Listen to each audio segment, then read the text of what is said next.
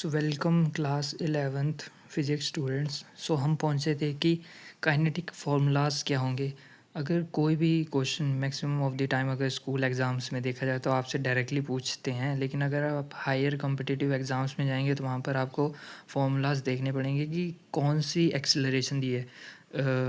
वैसे ये जो काइनेटिक फार्मूलाज हैं ये आपके यूनिफॉर्म एक्सेलरेशन के केस में काम आते हैं, एक्सेलरेशन के केस में काम आएंगे, जिसमें कि आपका फॉर्मूला बनता है first of all v is equal to U plus A T.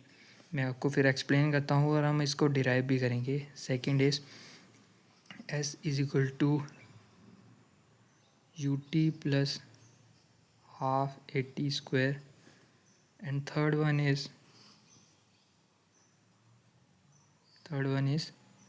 v square minus U square is equal to 2as। तो ये आपके पास तीन फार्मूलास हो गए मेन जो काइनेटिक होते हैं। एंड फोर्थ जो कभी कभार आपसे क्वेश्चंस में पूछ लेता है वो फार्मूला था आपका एसेंथ का फार्मूला, जिसमें होता है S nth is equal to initial velocity plus acceleration by 2n minus 1। First of all discuss कर लेते हैं। फर्स्ट इक्वेशन जो है इसमें क्या है, ये v जो है ये आपके पास फाइनल वेलोसिटी है, u जो है आपके पास इनिशियल वेलोसिटी है, प्लस a आपकी एक्सेलरेशन है एंड t आपका टाइम होगा। इसमें ये इक्वेशन तब यूज़ कर सकते हैं जब आपके पास कोई तीन दिए हों, जैसे आपको फाइनल वेलोसिटी निकालनी है जब आपके पास इनिशियल वेलोसिटी, एक्सेलरेशन और टाइम दिया गया हो। सेकंड इक्वेशन है कि आपको डिस्टेंस, मैक्सिमम केस में स्टूडेंट्स इसको डिस्टेंस में यूज़ करते हैं, पर एक्चुअल में ये जो है ये डिस्प्लेसमेंट के केस में यूज़ होता है। पर लोअर एग्ज़ाम्स में क्या होता है, नॉर्मल एग्ज़ाम्स या हायर कॉम्पिटिटिव एग्ज़ाम्स में क्या होगा कि एस जो है वो डिस्प्लेसमेंट होता है एक्चुअल में। सो एस को आप डिस्टेंस ही मान कर चलो for school exams. S equal to you t यानी initial velocity into time plus half a यानी एक्सेलरेशन एंड टी यानी टाइम का स्क्वायर हो जाएगा।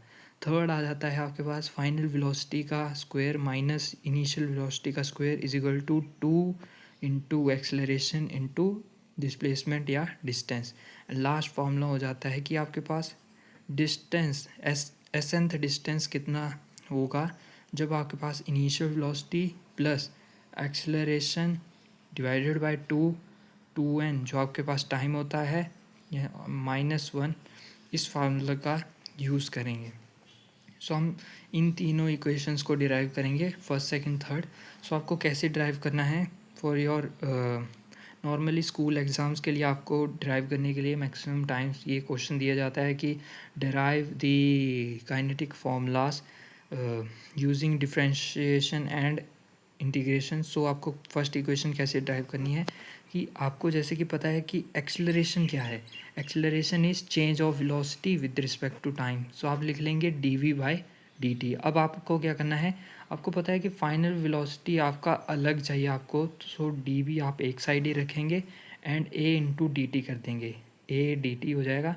फिर आपको क्या करना है कि यहाँ पर ये लगाना है कि इंटीग्रेशन करनी है, इस तरीके से करनी है कि जो आपकी वेलोसिटी है ना वो आपकी टाइम जब टाइम ज़ीरो था तब आपकी वेलोसिटी थी u इनिशियल वेलोसिटी, और जब आपका टाइम t पर चला गया कोई भी ऑब्जेक्ट तब आपकी वेलोसिटी v हो चुकी है। तो इंटीग्रेशन के फॉर्मूले के अकॉर्डिंग v ये हो जाएगा आपके पास, v हो जाएगा v minus U is equal to a आपका कांस्टेंट था बाहर ही रहेगा, इंटीग्रेशन में आपके पास क्या आ जाएगा डी टी 0 से t तक, और ये आपके पास क्या बन गया v minus U is equal to A T. 0 तो आपके पास कैंसिल हो जाएगा और अब आपको ट्रांसपोज कर देना है v final velocity is equal to initial velocity, ये माइनस यहाँ पर आकर प्लस बन गया प्लस ए टी। तो आपके पास फर्स्ट इक्वेशन डिराइव हो जाएगी।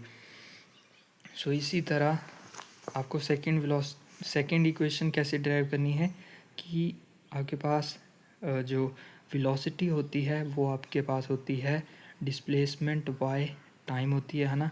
तो आपको डिस्प्लेसमेंट चाहिए एक तरफ, तो D S is equal to V D T. और वी का आपने यहाँ पर नीचे फार्मूला निकाला है, V is equal to U plus A T है, डायरेक्टली पुट करेंगे D S is equal to U plus A T to D T हो जाएगा। अब आपको दोबारा से यहाँ पर इंटीग्रेशन करनी है, कहाँ से कहाँ तक।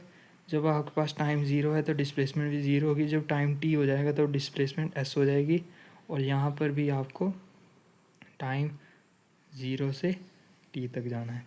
तो इंटीग्रेशन के फार्मूले के अकॉर्डिंग यहाँ पर आ जाएगा S minus zero is equal to U के साथ जब डी टी मल्टीप्लाई हुआ और उसकी इंटीग्रेशन हुई जीरो से टी तक, तो उसका आंसर आएगा यू टी प्लस ए के साथ जब ए टी के साथ जब आप डी टी मल्टीप्लाई करेंगे, इंटीग्रेशन करेंगे ज़ीरो से टी, तो ए टी तो आपका कांस्टेंट है, वो आपका बाहर आ चुका होगा, और आपकी नहीं ए जो है वो आपका कांस्टेंट वो बाहर आ जाएगा, and T into D T की जब इंटीग्रेशन करेंगे तो ये आपका टी स्क्वायर बाय टू बन जाएगा, जो कि आपकी इक्वेशन क्या बन जाएगी, S is equal to you T plus half A T का स्क्वायर। लास्ट इक्वेशन यानी थर्ड इक्वेशन ड्राइव करने के लिए आपको क्या करना होगा कि एक्सेलरेशन जैसे कि आप जानते हैं D V by D T के बराबर होती है।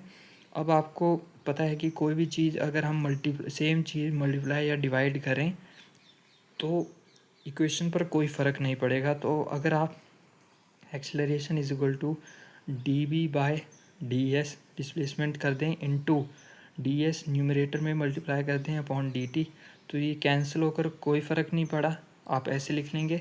अब आपको क्या करना है कि ए इंटू डी एस आपको एक साइड ले आए is equal to D V आपने वैसे ही रहने दिया, and D S by D T आपका पास वी बन जाएगा। अब आपको इंटीग्रेशन कर देनी है, जब वेलोसिटी u होगी से v तक जाएगी, जब वेलोसिटी u होगी तो आपकी डिस्प्लेसमेंट क्या होगी, तब आपकी डिस्प्लेसमेंट आपकी ज़ीरो रहेगी, और जब आपका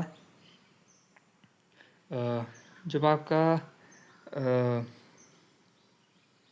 आपकी वेलोसिटी v हो जाएगी तब आपकी डिस्प्लेसमेंट क्या हो जाएगी, आपकी डिस्प्लेसमेंट s हो जाएगी। तो ये आपका कैसे बनेगा, ए आपका कांस्टेंट बाहर, integration of D S with respect to zero से एस तक, तो आपका एस ही रहा is equal to V into D V की इंटीग्रेशन क्या आ जाएगी, वी स्क्वायर बाई टू, लेकिन इंटीग्रेशन आपकी कहाँ से कहाँ तक जानी है, यू से वी तक, तो टू को आपका कांस्टेंट है, इसको बाहर ले आए, यहाँ पर मल्टीप्लाई करती है इक्वेशन के लिए, टू ए एस हो जाएगा इज इक्वल टू वी का वी पुट किया वी स्क्वायर माइनस यहाँ पर पुट करेंगे तो यू स्क्वायर, ये आपकी थर्ड इक्वेशन ड्राइव हो जाएगी।